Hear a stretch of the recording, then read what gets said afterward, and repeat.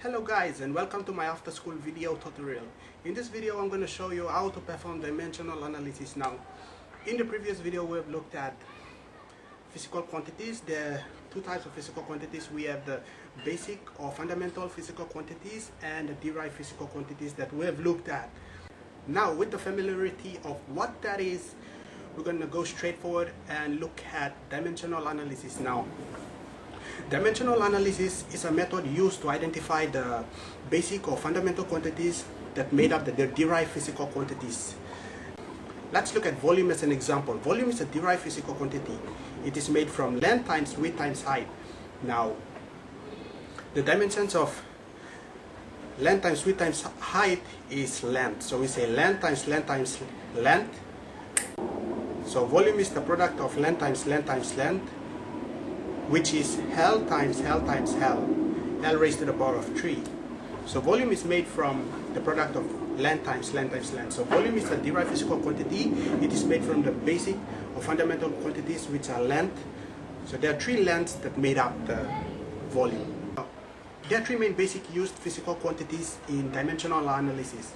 These are length, mass, and time. Now, as you can see, the initials, L for length, M for mass, and T for time. Note that the dimensions must not be confused with the SI unit. Let's take a look at the table below. For mass, we have the dimensions. For mass, the dimension is m, and the SI unit is kg.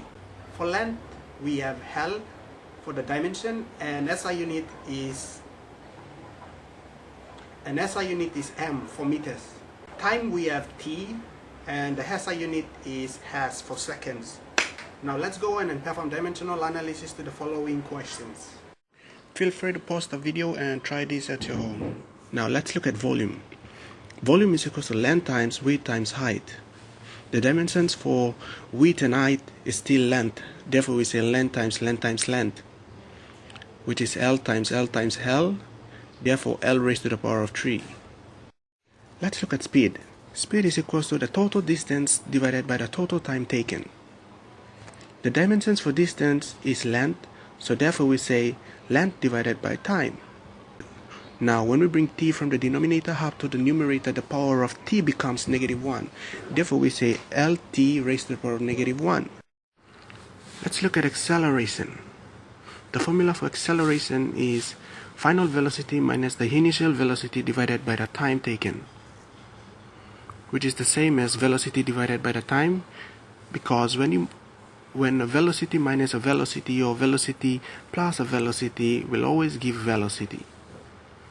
That is why it is equals to velocity divided by the time. Now, since we have already performed dimensional analysis to the velocity, we can just substitute from velocity, which is lt raised to the power of -1 divided by the time, and then we get lt raised to the power of -2. Then we get lt raised to the power of -2. Or we can go the long way, which is equal to length divided by t squared. Therefore lt raised to the power of -2. So both ways is still the same. Force is equal to mass times acceleration. For mass, it is already in its dimensional form, so we only need to break acceleration. So in order to do that, we can only do the shortcut. Since we have already calculated, or we have already found the dimensions of acceleration, we can just substitute into the equation and it will give m lt raised to the power of -2, or we can just go the long way. F is equal to ma. We have m, and then for acceleration, instead of acceleration is equal to velocity divided by time, so we put v on t, which will give m, and then for velocity we still need to break it down, so it will be L divided by t, length divided by the time, and then divided by the time. It will give us ml divided by t squared. Bringing t to the top, it will give us mlt raised to the power of -2. Pressure is equal to force on area. Force, since we have already calculated for force, or we have already found the dimensions for force, we can just substitute. So it is m L t raised to the power of minus 2. Now for area, it is length times length will give area. So we say L times L, therefore it will give M times L times t raised to the power of minus 2 divided by L squared.